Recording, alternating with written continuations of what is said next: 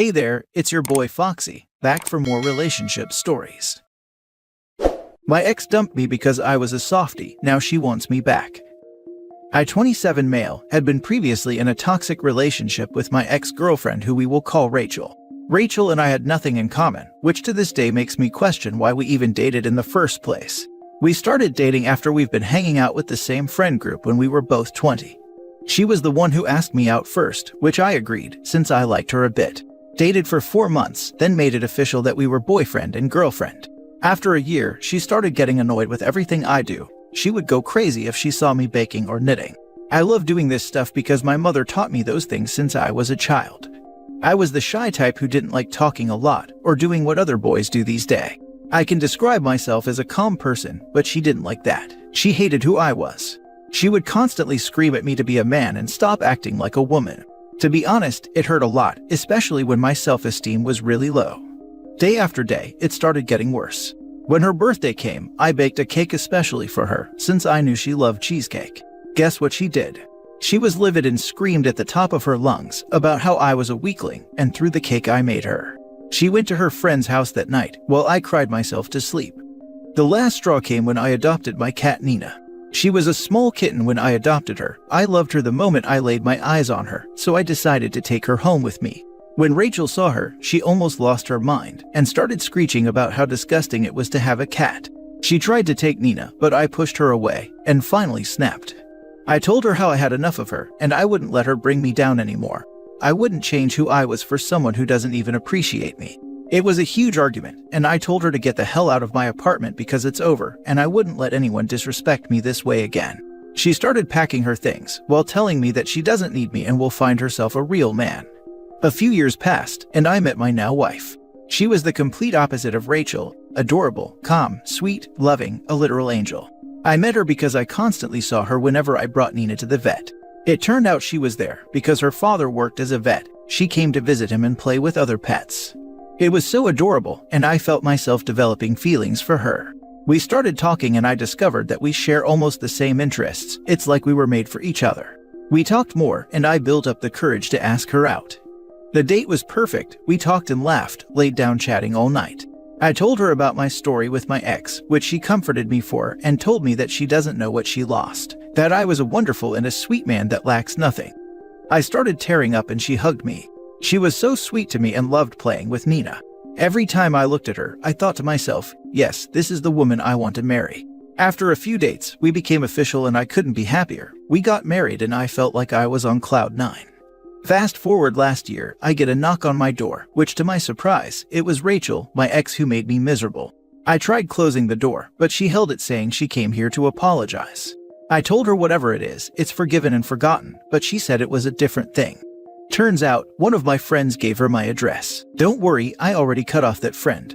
Anyways, Rachel started apologizing, and I could see the color drain from her face when she saw the wedding ring on my finger. Suddenly she broke down and said how much she missed me. She wanted us to be back together, which disgusted me. She continued crying about how her past relationships were toxic, and her exes treated her like trash, while I treated her like a queen. I told her, F no. I wouldn't leave the woman who loved me for who I am and made me happy, for someone who never gave a damn about my feelings. I told her to get lost, or I'll get a restraining order, then closed the door. That day, I told my wife everything. She was so happy for me that I stood up for myself and told my ex how much pain she caused me. This was last year. Now we have a beautiful daughter together. I'm glad I met such a sweet woman who made me happy and started a family with me. But I'm mostly happy that in the end, I knew my worth. Now for the top comments. OP, I'm very happy for you, as the post is written. But why are you telling the internet about it a year later? Do you actually still think about her and this happening? Because that is kind of worrisome.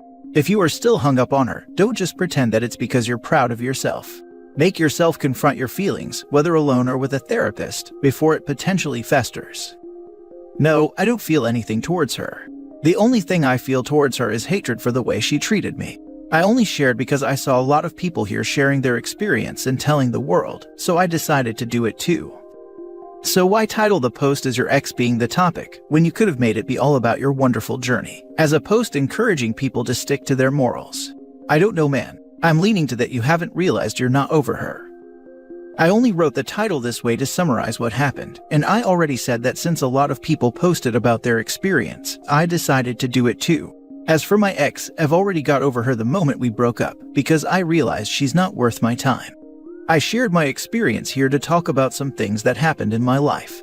Maybe someone who was in the same situation as me sees it and learn that cutting off toxic people will make their lives better. Yours is such an uplifting story. You did everything without betraying your principles, and now you have a beautiful family. Yup, and I'm grateful for it. I'm glad you found your own happiness. Your wife sounds lovely. That audacity of that ex-friend though, what was their reaction to being found out and kicked out? Yeah, she's the best. I'm lucky to have her. As for my ex-friend, she was the closest one to my ex.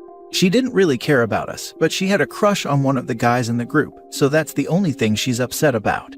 He's a friend of mine, and he rejected her when she confessed to him. He told her how disrespectful and disgusting she is for betraying me like that. Next story. My brother is blaming me for his marriage ending, and I'm sick of it. My brother's wife has filed for divorce, to the surprise of no one except my brother. They have been married for 19 years, and they dated for something like 5 years before they got married, because they were both in university. My brother is 44 and his wife is 43. For years it's obvious to anyone with eyes that his wife feels unappreciated. My brother publicly stopped putting any love towards his wife. He cared less about hygiene and his appearance. He looked like a slob. Now when it came to other people like his younger co-worker, he had no problem spending big money on a new suit and getting a haircut, and cleaning up for the party to celebrate her promotion. I don't think he cheated. I could be wrong, of course.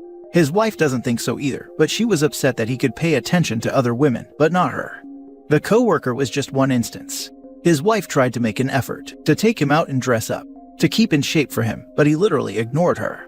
I remember one time a few years back, she budgeted and saved for a vacation for them to spend time together, and when they got there, my brother ditched her at the hotel to go fishing. When I got married, he was completely fine to dress up and bragged to my sister-in-law to try to impress her. He loved paying attention to other women except his wife. She's been trying for years. She's told him she felt unappreciated. She's tried to bring excitement to their marriage. Everyone who knows them, including me, pointed out to him that his wife was unhappy. He never did anything about it or tried making an effort. And this was all with public stuff. I can't even imagine what it was like in their private lives. As soon as my niece turned 18, his wife filed for divorce. It's not even about money for her, since they don't own a home themselves. There is no child support because my niece is 18. They both work, so neither of them will pay or owe spousal maintenance. She is just tired of feeling unappreciated. Now my brother is blaming everyone except himself for the divorce. He blames me for not telling me his wife was unhappy. Firstly, I did, and secondly, so did she. He's sulking and complaining all the time, and he's into the alcohol a lot these days. I'm sick of being blamed though, and I told him if he doesn't stop, I'll stop talking to him. He ignored the signs for years, and his wife outright telling him. I don't blame his wife for leaving at all. Your brother sounds like he has all the self-awareness of a table leg. She's right to have left, to be honest. All you can do is remind him that the only one responsible for what happens to him is him. If he continues to play the blame game, there's no point engaging. Self-awareness of a table leg. This is my new insult now. Feel sorry for the wife. 19 years of marriage and 5 years dating. That's her entire adult life wasted on this guy. Like, how does someone even mentally recover from that? I really hope she has some incredible times in her future, dating, traveling, just enjoying being appreciated as a woman should be. Go live like she's 20 because she only has her work commitments. No child, no husband. Go absolutely freaking mental. My mother-in-law didn't divorce until she was in her early 50s. She's remarried to a man that adores her. And while he's not perfect, he's attentive and caring. She's finally getting love and appreciation from a non-narcissist. Everyone in the family loves him, even my parents and my brother love him. She's happier than she's ever been. And he did well for himself. Not crazy rich, but comfortable.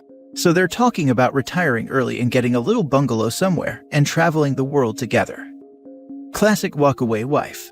Coming from one who was married for 20 years, listening to his family questioning why I stayed, like for years. Of course, when I left, they were all shocked, and I was persona non grata. I was gonna say men wake up, but I think there are many walkaway husbands out there too. Some people can't see, understand, or comprehend how their inaction impacts the people they live with and love. If you love someone, let them know through your actions.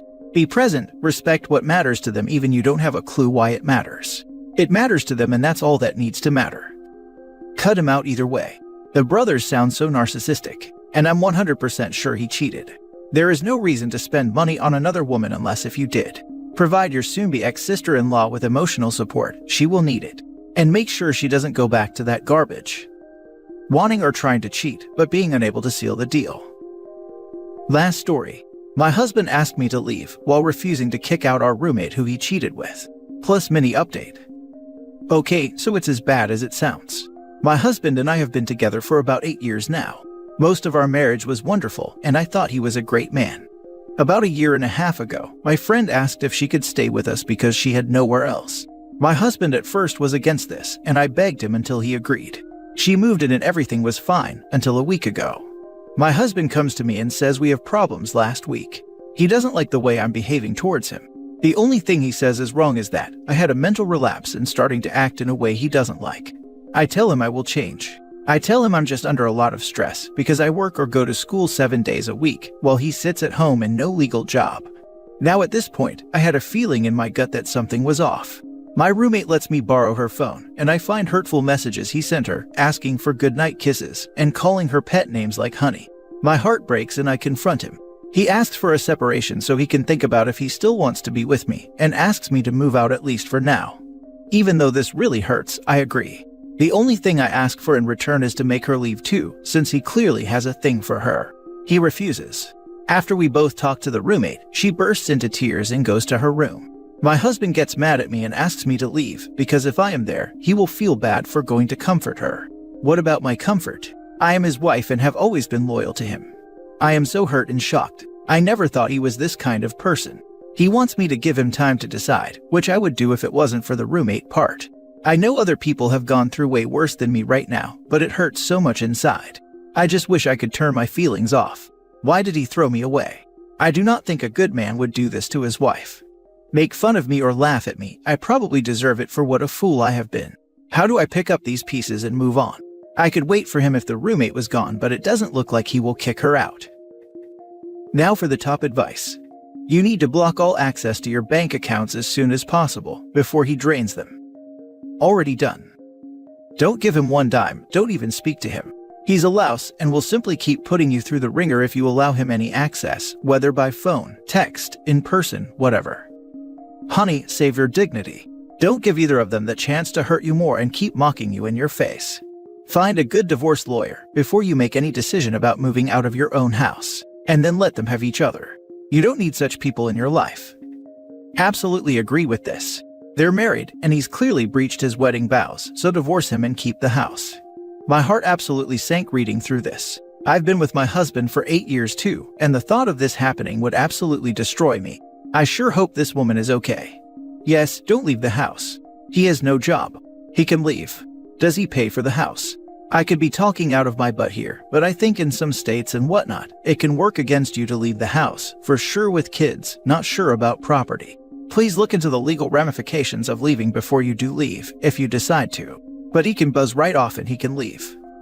Do not leave your home. If they are uncomfortable, they can leave. I left because the house we lived in was in his dad's name, and I have no legal right to it. At least I think not. This was because I was saving up for our own house. Leave, cry, divorce, get over him and go live life in a way you deserve. This isn't someone worth fighting for. He just threw away 8 years because he was bored, instead of working hard and saving towards your dreams. Edited for a small update and more context, because so many people asked. First, I am genuinely shocked at the amount of strangers that have said kind things to me. I tried to respond to as many messages as possible. Thank you to everyone who had encouraging things to say and advice. It truly uplifted my spirit. There are a couple things I want to add and clarify. 1. The house is in my father-in-law's name. He lives there too and has dementia, so I cannot burden him with this. Plus, it is a single wide trailer falling apart. 2. Basically, my husband's gray area job is selling weed in a legal state, but he doesn't report any income. My state is legal for recreational, but not legal to sell. Also, I know for a fact my roommate is committing welfare fraud and disability fraud because she brags about it. 3. I did tell his family what was going on because I know he wouldn't tell them the truth. They offered condolences. He texted me and asked me why I told them, and now is claiming he never cheated on me, which hurts that he won't even take responsibility even when I screenshotted the proof. 4. I have reconnected with some family members he convinced me were no good to talk to, and they have been a huge support. I am also talking to a lawyer. 5. I can't stay there now for my safety. He's a felon with a weapon and concern for my own mental health being in such a toxic environment. I am safe currently. 6. The mental relapse he is referring to is because I was diagnosed with OCD and BPD. He knows this, and I spent years in therapy to manage my feelings and symptoms.